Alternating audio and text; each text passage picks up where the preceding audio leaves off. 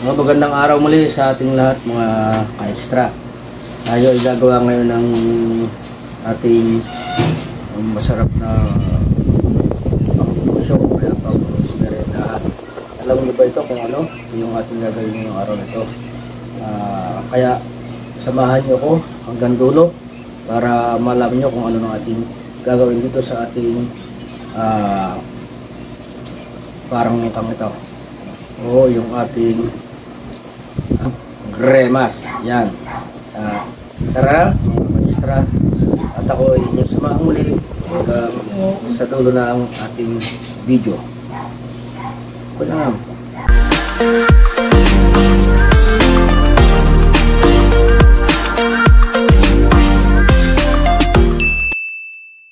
Muli.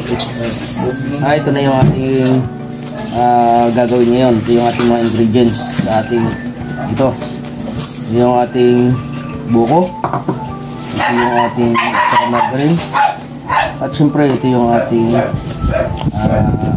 pump flavor, yung ating jersey ubi, at yung ating asukal. Ayan.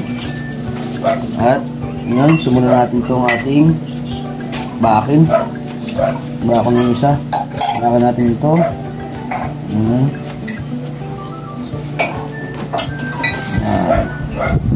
Wow!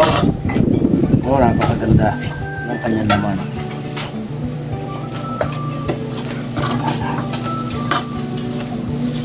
Ating tanggalin ng kanyang balat.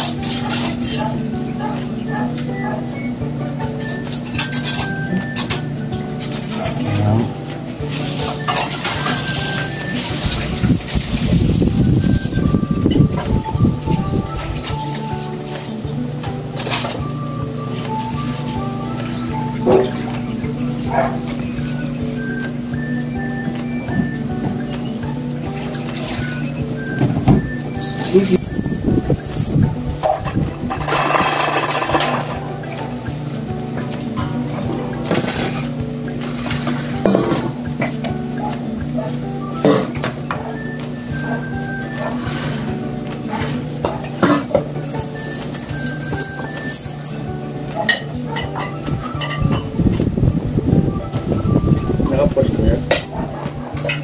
Hindi.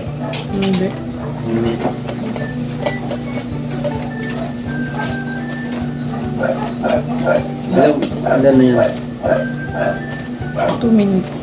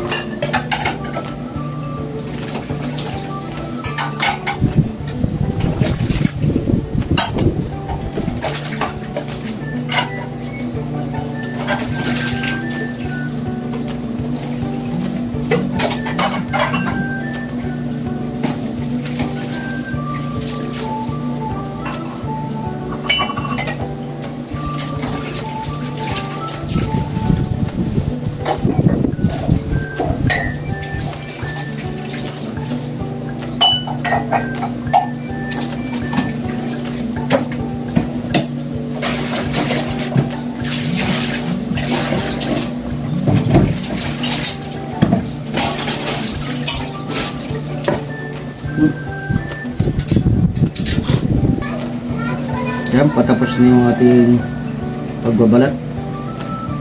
Ilang unting piraso na lang ito. Haba na lang siya.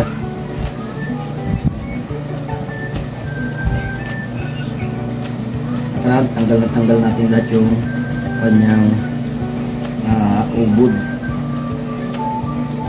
Yung kanyang buto sa gitna.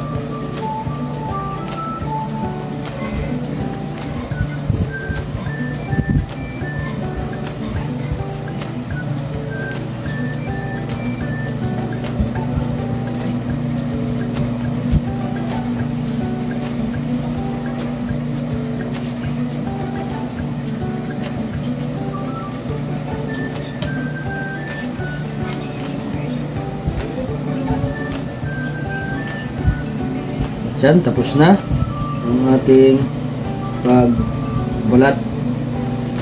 Susunod naman natin yung ating pagbabayo o yung dito sa ating lusong.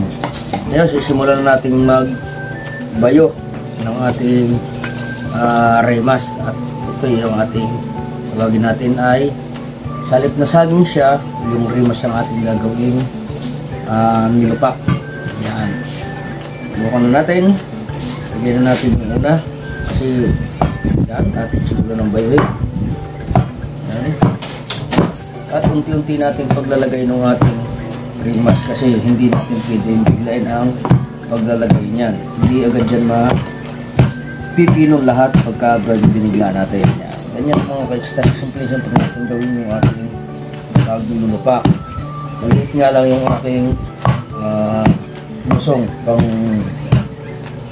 bahay lang talaga siya. Kaya kayo, pwede kayo magganito kung kayo ay may maliit na lusong sa inyong mga tahanan. Lagyan ulit natin. Ayan. Kaya kailangan pinipino natin siya bago natin siya lagyan ng mga ingredients natin.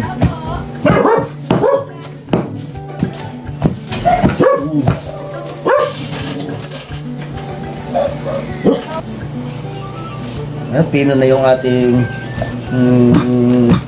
remas. Ayan, pwede natin siyang lagyan ng ating ingredients. Unahin natin yung ating mantikilya para madulas. Ayan, ang ating mantikilya. Ayan, tawaran mo na yung kapiraso.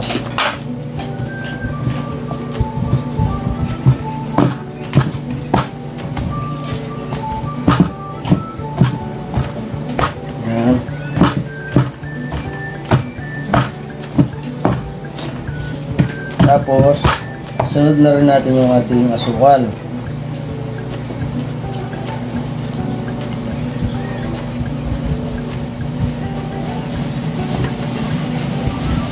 Hindi natin siya ilat, masyadong marami. Baka masyadong tumamis.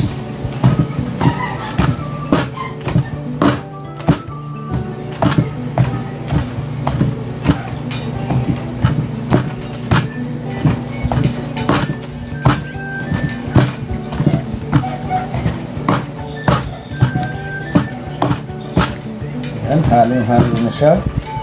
Mix na yan, pero yung ating sukal kinakailangan ay mag-mix na siya. Kasi may natitira pa siya.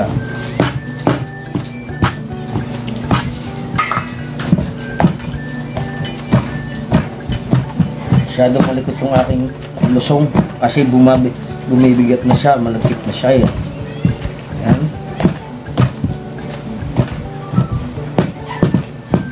Ngayon, lagay natin panguli yung ating pampalasa na gatas o yung ating oat flavor.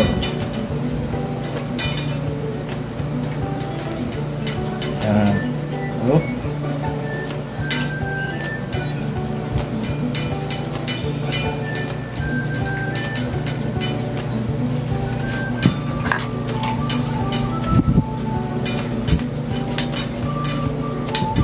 Okay na. Tapos lagyan na rin natin ang ating buko para sabay na sila. Yan.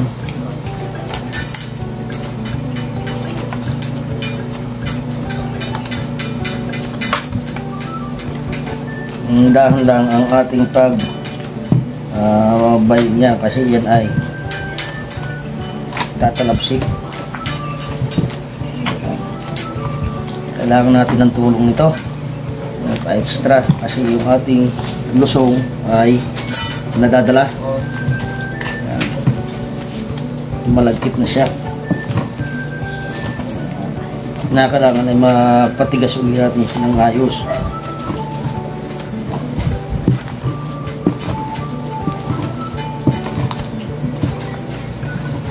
tamang-tama yung kanyang timpla nito. Hindi siya masyadong malabnaw. Kaya yan, ititigas pa yan. Lalagpit pa kasi siya habang ano yan, yan o, sisigla na siya dumikit.